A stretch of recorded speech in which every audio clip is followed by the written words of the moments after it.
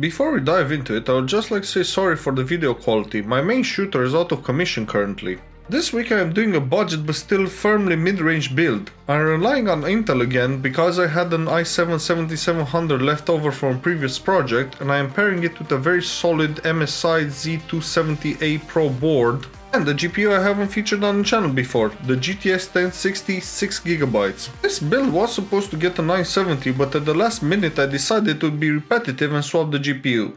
We'll be comparing the slightly older mid-range with a very modern equivalent in a subsequent video, hence I'm putting this out first, and contrasting them, but that is all to come as today I have other main points in mind. The little red thing that you see me fumbling around with is a SSD length extender. I got this NVMe SK Hynix 2230 drive and most motherboards do not support lengths this short, so I had to resort to an adapter to lengthen to 2242. Do not be fooled by the tiny footprint of this little SSD, it is still incredibly fast with speeds way in excess of anything a SATA based drive can achieve. Even on this older platform it can do 2.2GB a second read and 0.85GB a second write, meaning that game load times will be over in a flash. That little PCB is quite expensive in my opinion, it was £5 or something. This PC might be sent cross country so it's pretty much indispensable, but if you're putting a system together I would just 3D print one if you have the capability, which I don't, or just use some strong tape. I will have to remember to order a bunch from good old China as they cost pennies including delivery. Next onto the RAM, and fair warning, this time it's controversial. Instead of opting for the usual fare of a 3000 Mbps 16GB dual channel RAM kit, I went for 32GB, but with lower speeds. Before the proverbial pitchforks come out, hear me out, this is not a Ryzen system, nor does it rely on VI GPU, so the memory speed is way secondary to the capacity. And also I did not choose 32GB for future-proofing purposes, but instead to make things nice and smooth in the here and now. While a minority of people might get by with 8GB and quite a few would be happy with 16, I have no browser tab discipline and hate having to close programs instead of just switching between them. Case in point, while using this very PC to write the script I am now narrating, I am averaging 14GB RAM use just with Chrome, Word and Premiere open. Well, plus AIDA64 and Crystal Disk benchmark as I use them to measure the aforementioned SSD performance. Plus hardware info 64 and WinRAR? Yeah, I basically have no discipline. But 32GB of RAM really helps me and I'm willing to bet that it will help a lot of people.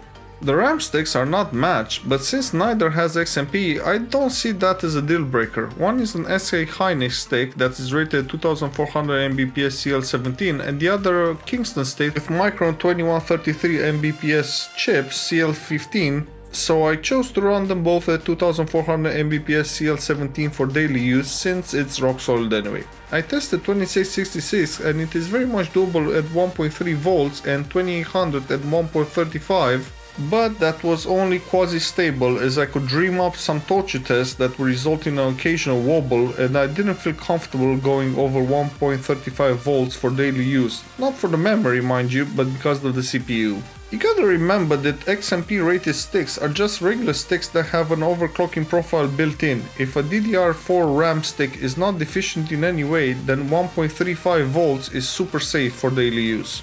Hopefully that RAM rant has diverted attention away from the thermal paste going absolutely everywhere because I'm sometimes a muppet. Before I put together a PC, I always stress test all the components as it's a lot easier to replace something before you put everything together. I actually got a video on the subject, and this time was no different, with the caveat that I did not put any thermal compound in the CPU. Don't forget, I just wanted to boot it up for test purposes and then add it, but the temps were so good I just didn't bother. I usually advocate for water cooling mostly because I prefer it, but there are instances such as now where a locked non-case SKU CPU that adding a water cooler makes no difference at all. The middle of the road tower cooler that I'm using here is more than a match for the 65 watts of power that CPU puts out, allowing it to hit all its turbo clocks for the entire duration they are available. Though the motherboard comes equipped with powerful overclocking features, this only can be applied to the memory as the processor has a lock multiplier. A bit of a shame, but not a deal breaker by any means. For one of the main attractions of this build, a brand new Neutron ARGB case that I got from eBuyer for about 50 quid, shipping included. I was going to put everything in an old Antec case I got lying around, but changed course at the last moment out of curiosity. I needed to see for myself if pumping unicorn vomit in your PC helps FPS. After all, we all know the go faster stripes actually work. No, really, they do. It's been scientifically proven to make cars go faster. Anyway, the case came with next day delivery and decent protection, so you get some points for that, and for something at the cheaper end of the spectrum that can still support an ATX motherboard, plus being fully populated with glowy fans, I would say it does very well against competing offerings. Front and side of the thing are actual tempered glass, and the mounting mechanism with the little rubber bushings on top of the standoffs is competent. Now, I'm very much aware that there is no way to connect the fans straight to a motherboard and control them that way, having a proprietary looking 4-pin connector that daisy chains them together. It was an intentional decision on my part. The motherboard I'm going to be using predates AuraSync, and I wanted to have RGB fans that look presentable as opposed to the cheapest chip single colored noisy ones that come with, say, CIT cases.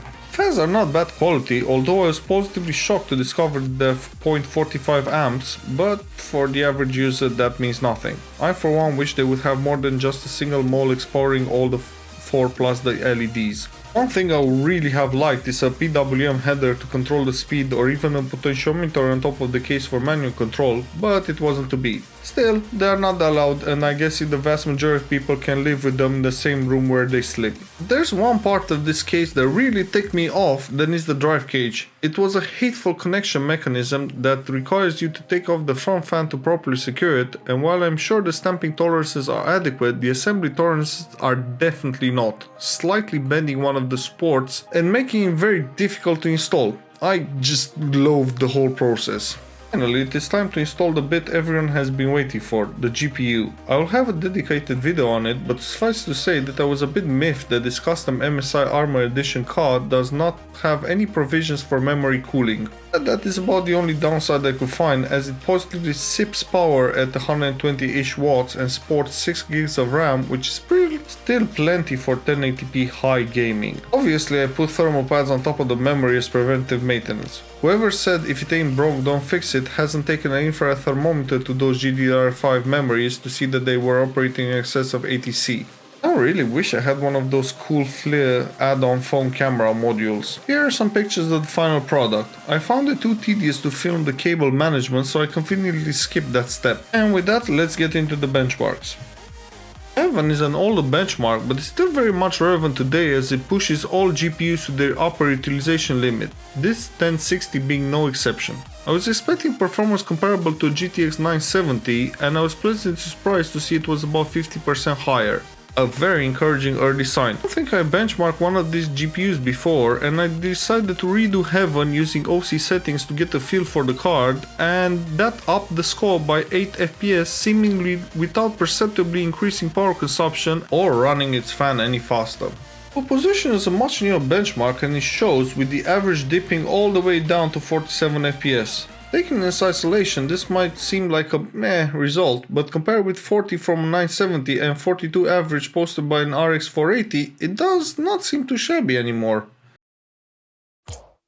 And Rocket League, I got over 200 FPS at max settings 1080p, and I called it today. Don't have much more to say this time, so enjoy a bit of my in-app gameplay, I guess.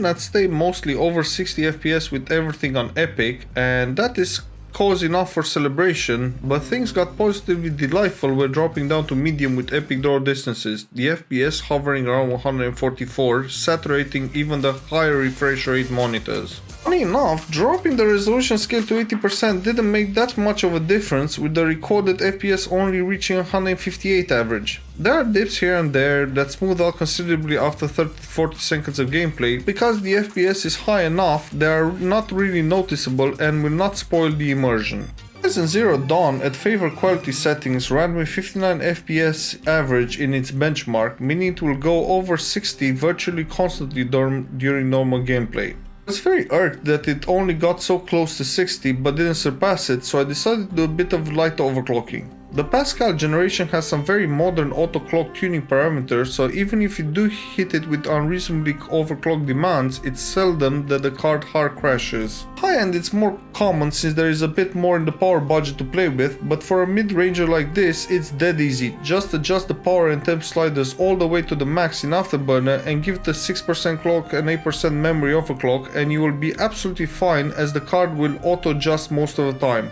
Ended up with the GPU sitting pretty at 2 GHz on the clock and 4500 Mbps on the memory that was rock stable and upped the average FPS to 62. Not massive gains, but very important psychologically to see over 60 FPS. Days gone at very high, the FPS fluctuates between 50 and 70, so the average is misleading, but the frame times are inoffensive enough that I actually think that this is the way I would play it, because this game is not that demanding with its combat. If you are more fussy, then dropping down to high will push the FPS over 60 constantly, making for a bit more stable experience. The graphical differences between the two modes are incredibly subtle. In the end, I think it's down to personal choice, but for my 2 cents, I will call this very playable and very high. Cyberpunk is shown here running at 1080p medium settings without any resolution scaling, and it is averaging 40 FPS in the most demanding conditions I know of, downtown driving with rain. Some dips in certain scenarios, but not egregious. I think I've finally answered my own question of what are the minimum hardware requirements to run this game and make it look pleasant and enjoy fluid gameplay. The entry requirements are rather steep, yes, but at these settings it does look excellent. Of course there is RTX to consider, but unless you can swing a 2060 for the pre-crisis price of £200, you are all out of luck, as it makes no sense purchasing it for over double that, with the 30 series of GPU being on their own little distant planet in terms of pricing as well. Death Stranding, with everything cranked up as high as it will go, sounds VSync, so we can see the actual frame rate, never dips below 60 FPS. You would think based on these visuals that the game is a lot harder to run, but in reality it is very well optimized, putting all of the resources it's got at its disposal to good use. I seriously wish more games were like this. Speaking of an unoptimized mess, Assassin's Creed. I ran this on high and ultra high settings back to back and got 50 and 45 FPS on average respectively, with 40 and 26 FPS minimums. Honestly, there isn't that much difference between the two modes, except for the textures, that is. Having 6GB of RAM means that you can use the best looking texture the game has to offer without a large performance penalty incurred from tapping system memory for textures data dump. It's primarily a sightseeing game, with combat being forgiving, so I would set it to ultra and enjoy the scenery. Or at least leave the textures up and dial back the settings just a smidge for 60 FPS. The benchmark is a lot more punishing than actual gameplay, where the frame rate is far higher. And at last, Biomutant, the only game on today's test roster that I somewhat misjudged. I was convinced that it would stay above 60 FPS at max, and it does in exploration, but when all the effects come on screen during fights, it does dip towards 50 FPS. Not a huge deal, as the visual differences between the modes are massive, and dropping to high will get a consistent close to 60 FPS experience, with medium far exceeding it. Because the frame time plot is super consistent, I must admit I did not feel a great deal of difference in the game fluidity. High average frame rates are good, but consistency what sells the experience. And that is about it for this one. I'm definitely not regretting trading up the 970 for the 1060, as it is better, uses less power, as has enough VRAM for 1080p gaming to last for the foreseeable future, making this system a complete package. What I am semi-regretting is going for the flashy case. If I was to do it all over again, I would just have gone with the understated Antec for, well, free. Neutron case is adequate for mid-range builds such as this, but if you want to put a really power-hungry GPU plus an unlocked CPU in there, then the front ventilation quickly becomes inadequate. That is the main thing I would improve in this case, as the front glass simply does not give enough of a clearance to the case body for air to freely circulate, but this can be very easily fixed with an extra pair of standoffs, so it's not such a big deal. Ignoring that hateful 3.5-inch drive bay. Well, I hope you enjoyed it, and see you in the next one.